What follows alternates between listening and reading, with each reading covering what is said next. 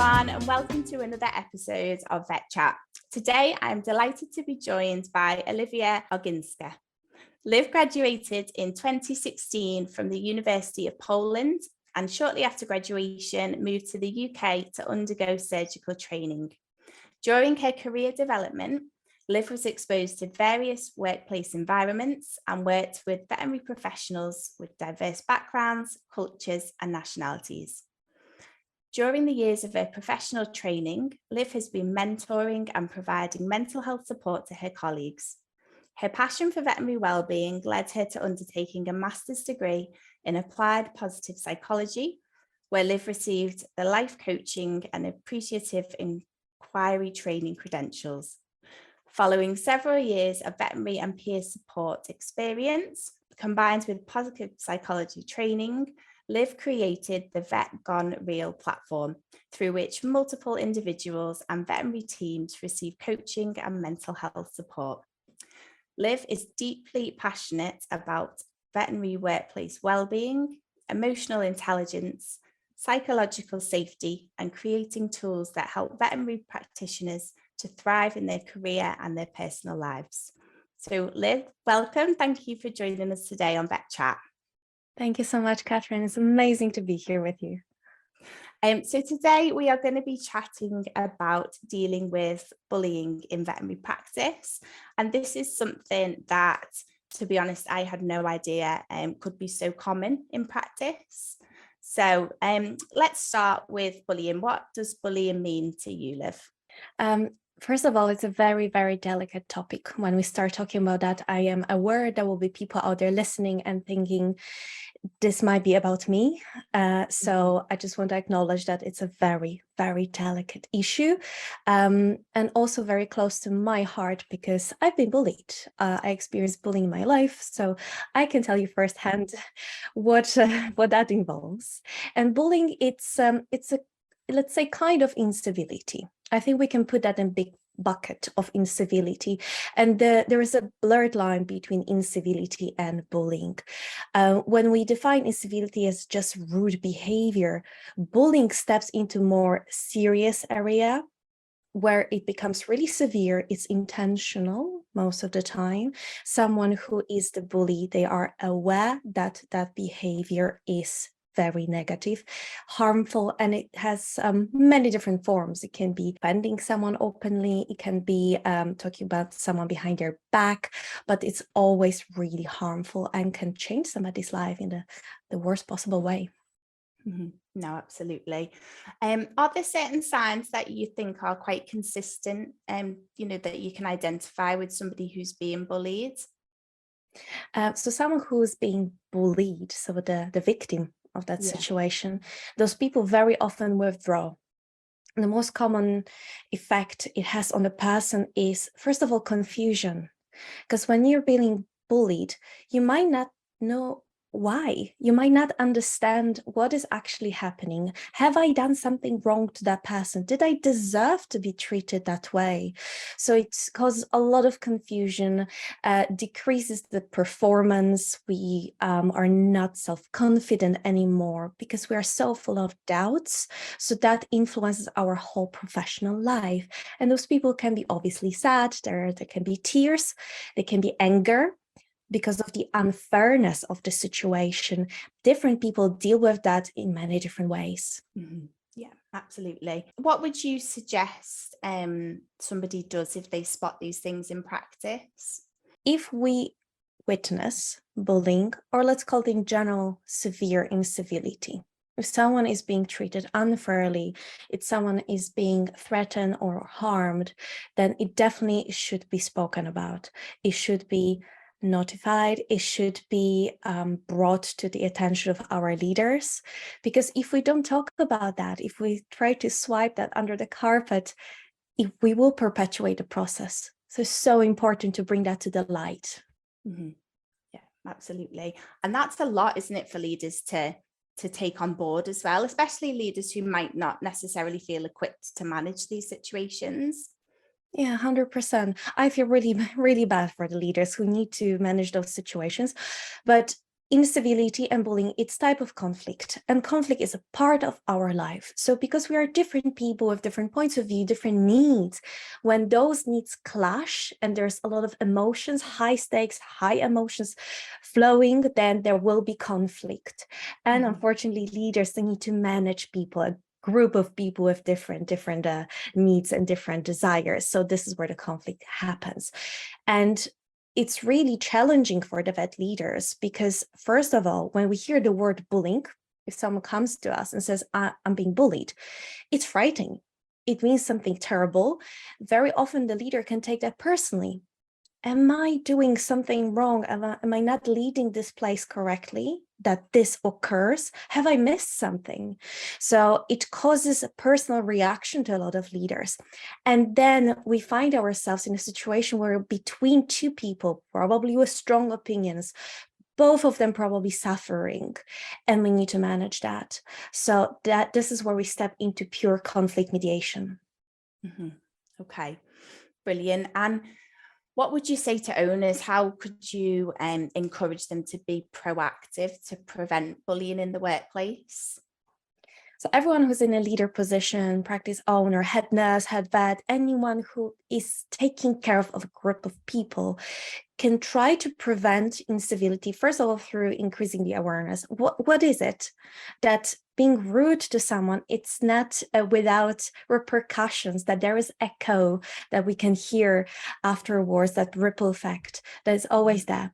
But also one of the very, very important ways of preventing incivility is increasing self-awareness. And this is the part of my specialty, which is emotional intelligence. Because most of people, up to 96% of people who exhibit uncivil behaviors, they have no idea that this is what they're doing. And that comes from the simple fact that we react instead of responding. We follow our emotions that are flowing instead of controlling them and being really in charge of our life. We just react very quickly and automatically. And that is very often seen as incivility.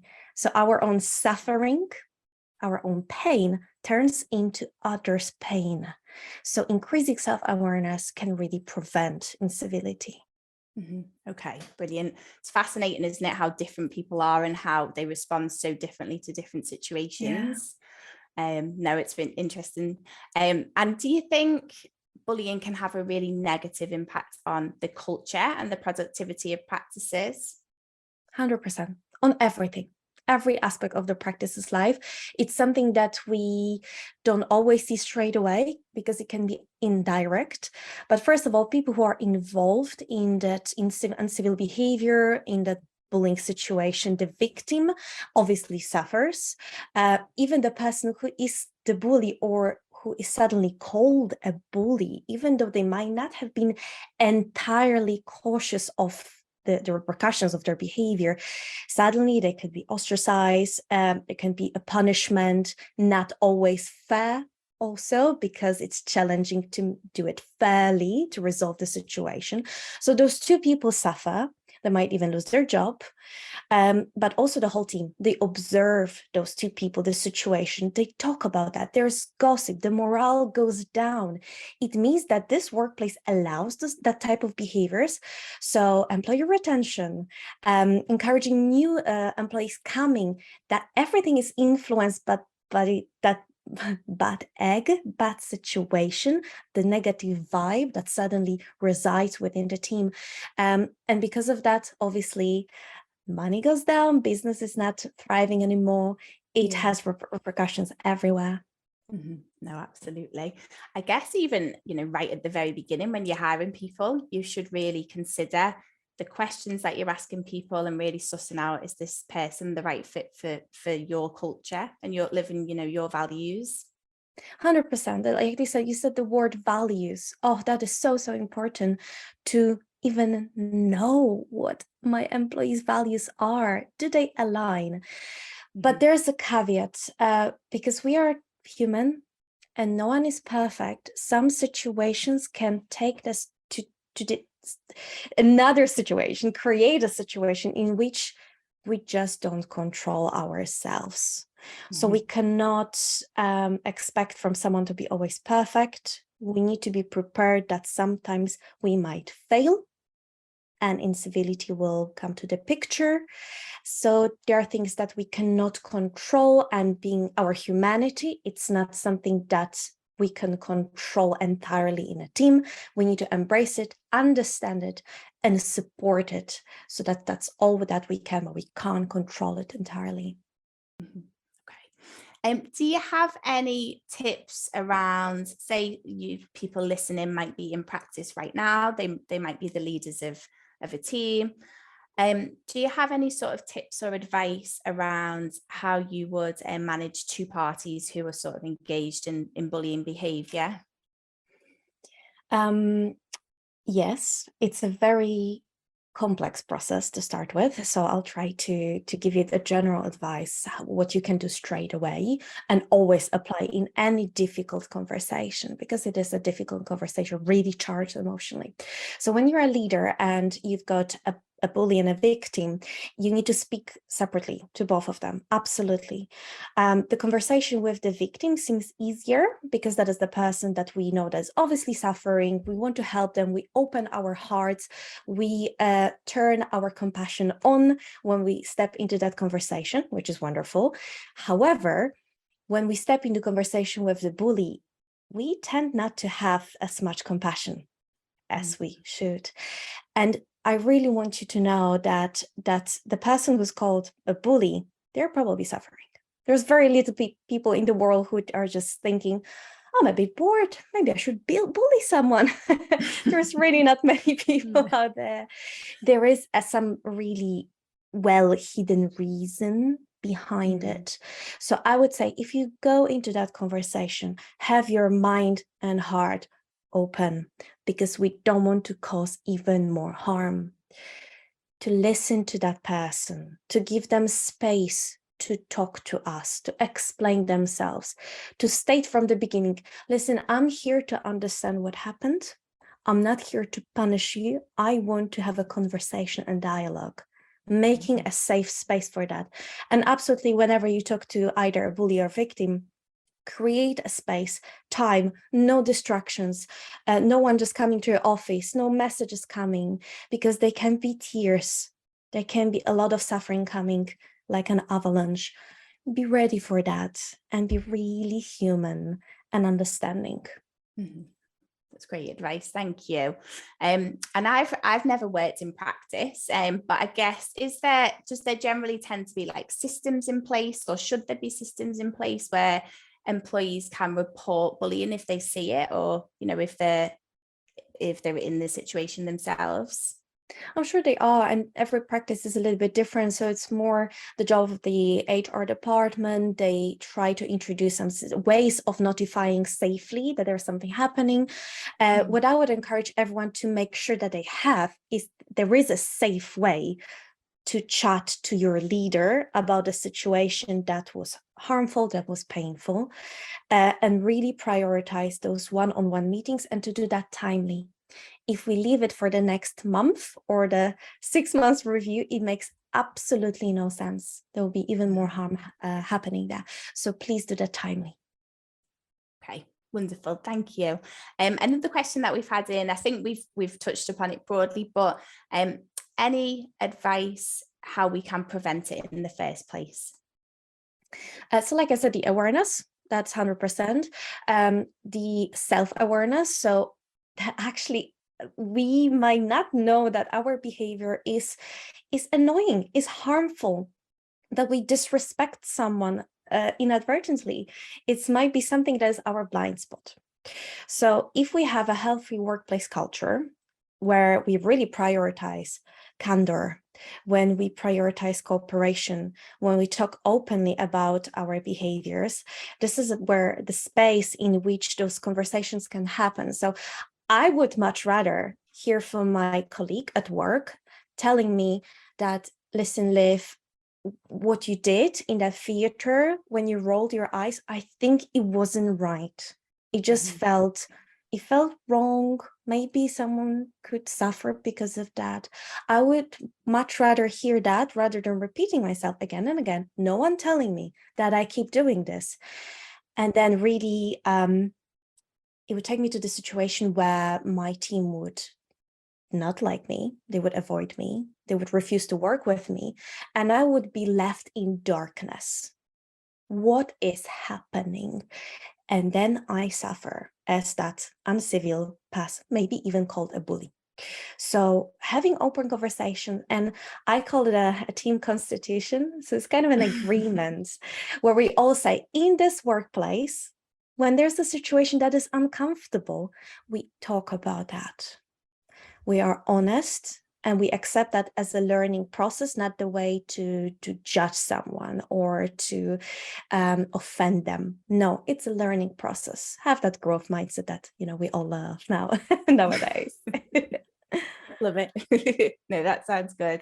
And I guess a good place to start if people are not at that stage yet in practice would be just to have like the regular one-to-ones, the regular check-ins, keep those lines of communications open so people can give this feedback back to their managers. And also, I would say to have an open conversation during one of the team meetings. Listen, guys, we became more aware of the incivility in our industry. We would love to prevent that. We would like to make sure that it's not happening in this workplace. How about we've got this, and this in place? How about we've got that type of meetings? Do you agree? You need to have your team on board. This is why I call that a constitution that needs to be signed by every single person. And this is where the values align. We're going back to the values. And then if everyone agrees, then it's acceptable to have conversations. So just start with a simple conversation. How about this? Are you fine with that? Is anyone uncomfortable? If you are, let's talk about a different way. Take everyone on board. Brilliant. Thank you. That's great advice. So just to switch it around a little bit, if somebody is in the say, they're listening right now, they're in the situation where they themselves feel like they are being bullied, what would you recommend that person does? I would have a conversation with your leader, but I would get prepared for that conversation. Because there's one more thing that sometimes happens in our industry, which is really dangerous, and I haven't mentioned it before, but sometimes a person who feels bullied goes to the leader, and what they hear from the leader is, oh, just you're exaggerating. It's just Janet is like that. She's always been like that. This is the most painful thing that a person can hear. So if you feel bullied, get prepared, collect the facts. What is actually happening? Putting your personal evaluation on the side for a second, the emotions on the side, and then to have a clear kind of proof of what is happening. And then you can add your emotions. This behavior makes me feel like I'm worth nothing, that I'm worse than that person. I feel really dishonored. There's a lot of things that we could express as our feelings. So get prepared, facts, and then our feelings. And also know that you're not going to that leader to get the punishment for the person. You're going there to open their eyes and open the dialogue. Like every conflict mediation is a dialogue. Brilliant. That's great advice. Thank you. Are there any like resources or any websites that you'd recommend to people if they did need some further advice? Depending how far we've gone into that process of bullying, how severe it is, but there's so many resources out there that are more HR oriented about for the leaders, what to do, what are the policies. Absolutely, you can just Google that. That's absolutely fine. But if you're a person who's been bullied and you feel that you're really suffering and you can't even communicate that well, I would suggest getting support from a counselor or a coach, someone who will help you to get prepared for the conversation, because sometimes even our friends are not enough. Our friends are biased. They love us. They will kind of nurture and expand that negativity within us, even though they don't want to. But this is what happens when we tell them about the situation. They suddenly say, oh, this is horrible. Oh, I'm so sorry for you. This must be horrendous. And you're thinking, yeah, it is horrendous, and makes you feel even worse. So get some external support that will help you prepare for those difficult conversations. Okay, that's wonderful. Thank you. And we've already run out of time. I'm sorry. Oh, I could have spoken to you all day. Same here. Thank you so much for sharing all of your advice and some tips. And really, I know that people in our community will really have enjoyed listening to you. And yeah, hopefully they'll share it with their colleagues, share it with their friends, and hopefully we can start to, promote a positive change in veterinary practices. Thanks so much for asking those questions, because they are so important. We need to speak up about them, increase that awareness. And if anyone needs more support, please feel free to reach out and send me an email. I'm happy to help with the individual cases, especially those really tricky ones. I'm here to help. Oh, thanks so much. That's so kind. We'll definitely put all the information on our blog when we release this. So we'll have your contact details there as well, if anybody needs them. Thank you. Oh, that's lovely. Thanks so much. Take care. Thank you. Bye, everyone. See you soon. Bye.